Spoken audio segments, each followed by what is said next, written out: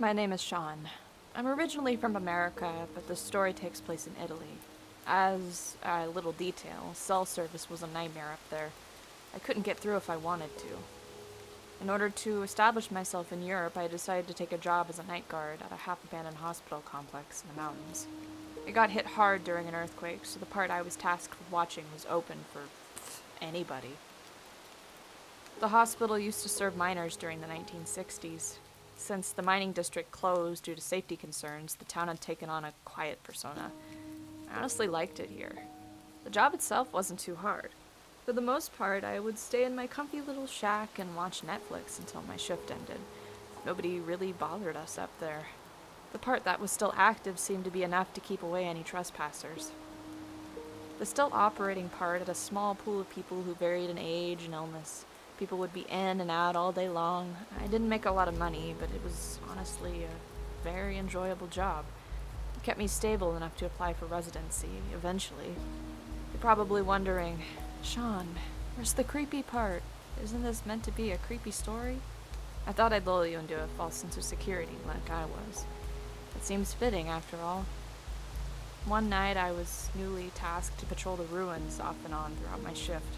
I'd usually have a buddy with me, or my boss would take up an extra shift, but tonight I was alone. It honestly felt like a horror game at first. Every little sound or creak made me jump at first, but then it was like, well, this is an abandoned building, so of course it's going to be loud. I applied Shy Logic to it. If you've never heard of him, he makes some very interesting YouTube videos. His logic was simple. If the sound repeats, it's probably fine. But if it doesn't, you should get worried. I returned to my shack after a quick sweep without any eventful happenings. People had been breaking in to steal scrap lately, and I wasn't excited about calling the police on them. It was such a smally populated town that the police weren't fast. Scrappers were faster. Most of them were a little bit unhinged. Thankfully, there were a few here and there that go with a quick leave. The night's start was honestly not too terrible. I enjoyed this new addition.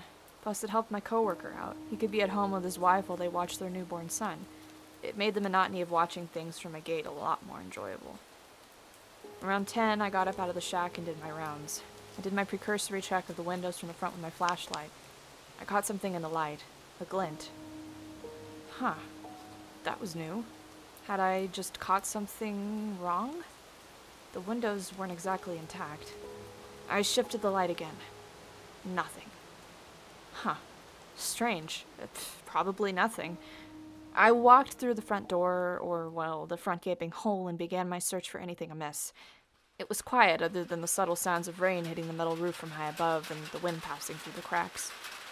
Each room was relatively bare other than a few old beds here and there and some water-destroyed files scattered across one of the rooms.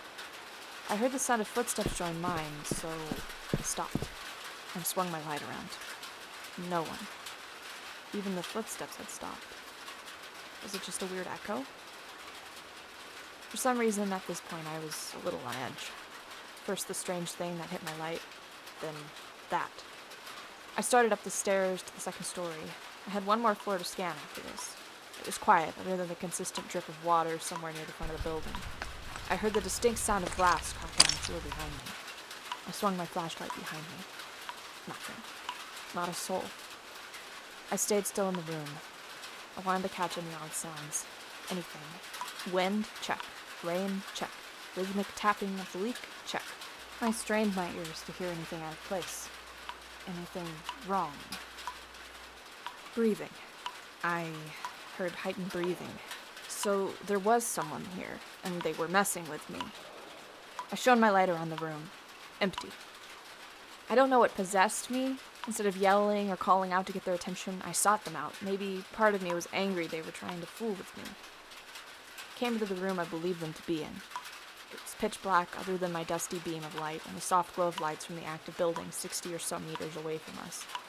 I could see a figure looming in the corner. From what I could tell, they had their back to me. Well, that was unnerving. Hey! You weren't supposed to be here, I called. Nothing. Excuse me, you are not supposed to be here. Leave immediately or I'll be forced to... I wasn't able to finish my sentence as my voice died away. They had turned to face me. I shakily brandished my baton and put my light up to their face to identify them.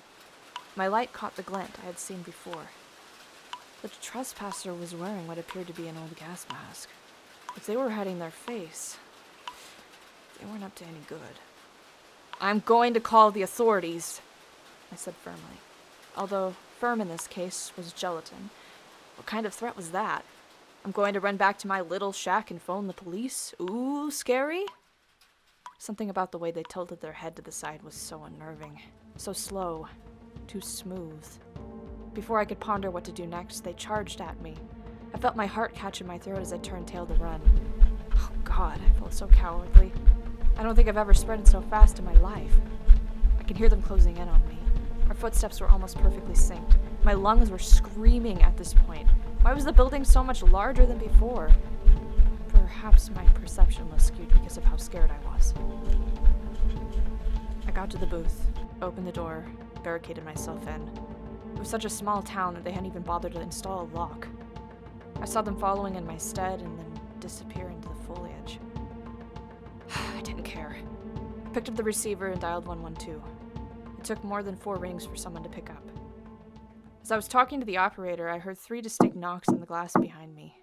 I didn't want to turn around, but I turned around and I saw them again. Just standing there, looking at me from outside my fishbowl, almost taunting me. It took me several seconds too long to realize what they were doing. A lighter lit up their mask. They dropped it to the earth. They weren't seriously trying to burn the shack down with me in it, were they? I saw a poof of smoke raise up from the edge of the shack. Then the flames started to shoot upward. The perpetrator wasn't there anymore. Burn alive or get taken out by a lunatic. Which one? I moved the table and chairs away from the door as quickly as I could. I tugged the door handle and it wouldn't budge. What the? I choked. The smoke was beginning to fill the small space. I could hear the operator yelling for me on the other end to answer. I fumbled for the phone and explained the new additions to the situation. Something about her sounded skeptical, almost like she was dismissing me. I dropped the phone and began to body slam the door repeatedly. It was rather solid and I wasn't exactly a small guy. So why was this so hard? My shoulders screamed at me in resistance. I didn't care about that fool at this point. I just wanted to live. I heard a loud groan and the door finally opened. The hinges had bent enough for me to get out. I ran like hell for the main building. Maybe someone there would give a rat's ass. I made it to the front entry desk and began to babble like a madman. I could see the blue lights lighting up the facade of the hospital behind the nurse I was talking to.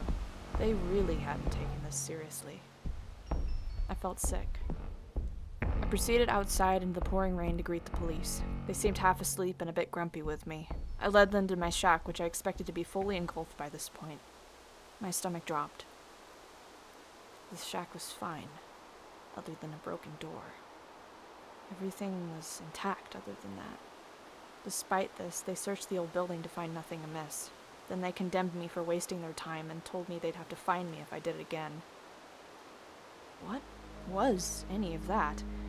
Why was any of that? I decided to stay for the rest of the night against my better judgment.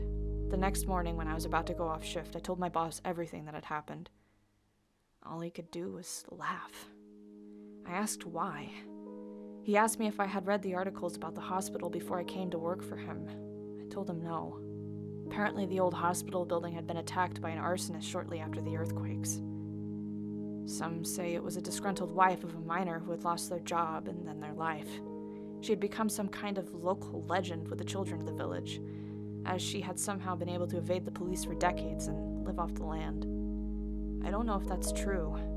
I never could find anything else on her. I don't even know what I saw that night or why the fire seemed so real. All I know is I don't want to go back there again.